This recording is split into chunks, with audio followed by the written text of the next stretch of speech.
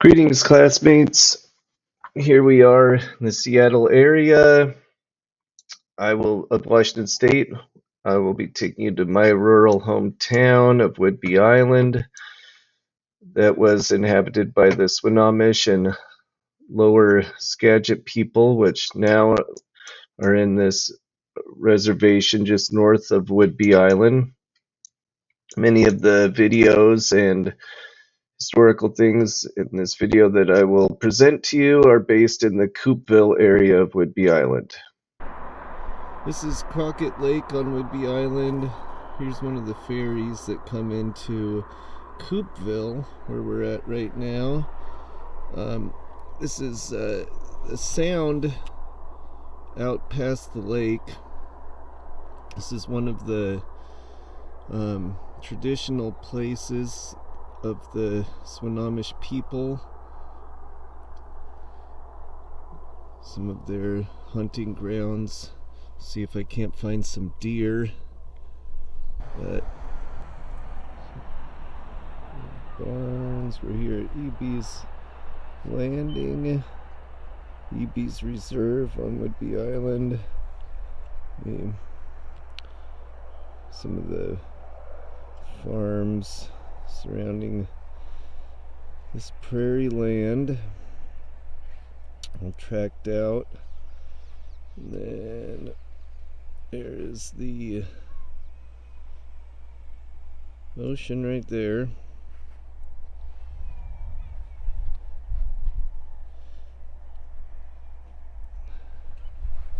A lot of farming. There's a tractor making its way down the little farm road.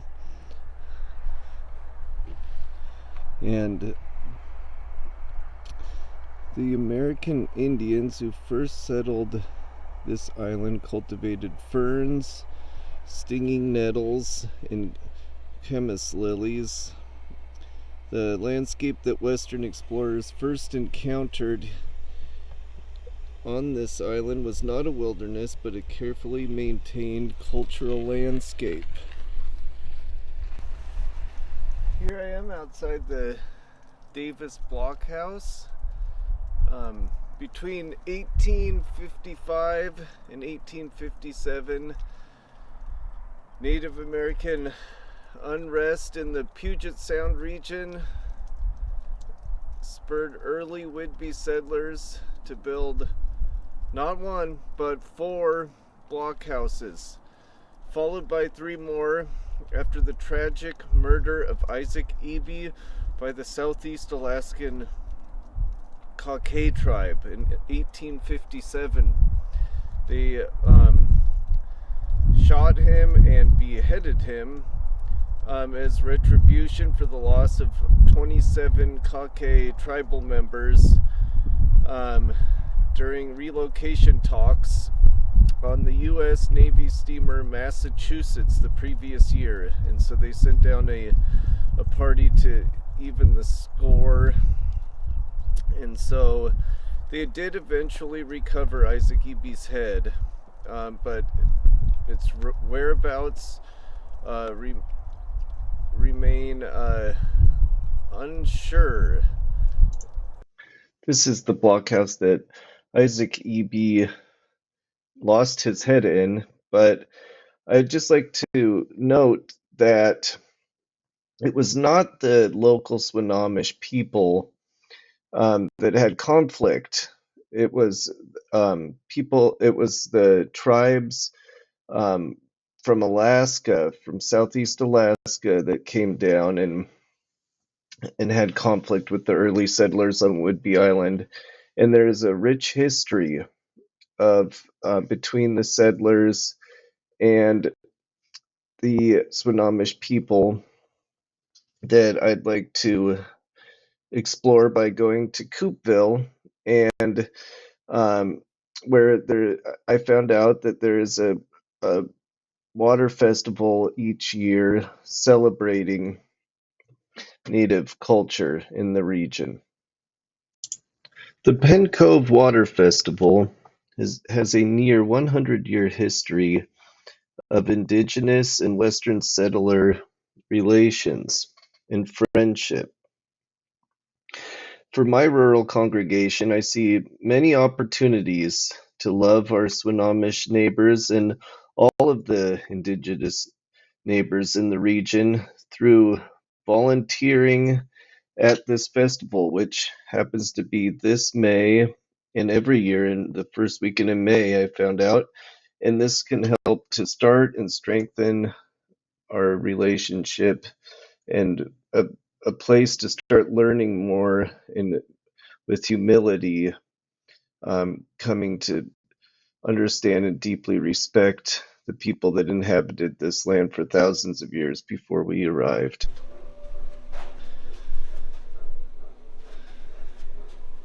Here's some memorabilia from times past of some exhibit of the Pen Cove Water Festival celebrating the Pacific Northwest tribes culture, along with the people, settlers that came here. But these races have been going on for most of the last century. Here's this from 1933, the Water Carnival, it was called at the time. I'm here in Coupeville, and it initially began in 1930 and was organized initially to draw more tourists to Whidbey Island, but the first year there was 3 canoes that raced. Later years up to 22 different tribes would attend the festivals with their canoes, and there would be parades and sack races and pie eating contest, games and dancing were added to the festivities. And then the most notable thing that still occurs to this day at the water festival was island residents would bake loaves of bread as gifts for the indigenous families who came to the island for the festivals. And in the culture is a gift culture when people so that's still a tradition today. You can bake loaves of homemade bread to give to the indigenous people that come and participate in the festival races and just celebrate their culture here. It's in May this year, usually the first weekend of May. So it's a wonderful time to learn about the coastal Salish people. Here is one of the canoes up close.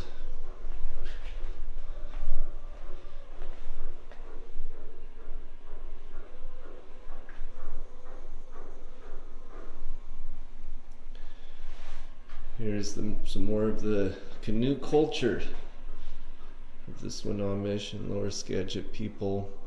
Canoes are both a sophisticated art form and a symbol of their cultural identity, reflecting local needs, sea conditions, and skills.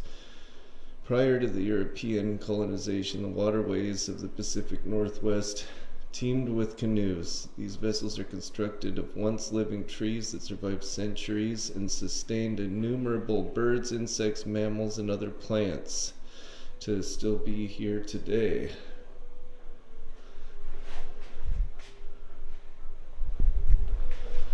Here are some racing canoes from the coastal Salish people. Many of these canoes were carved out in the early part of this century and used in the canoe races held at the Pen Cove Water Festival for many years. Oh, here's some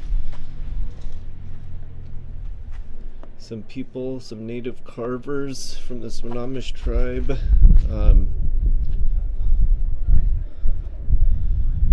But this is where the Pen Cove Water Festival is held in downtown Coupeville. That's the pier. And so tribes from all over the Salish Sea, Puget Sound, Pacific Northwest region would come together, and along with the western inhabitants of Whidbey Island, they would all get together and celebrate for a day of racing and celebrating in tribal culture.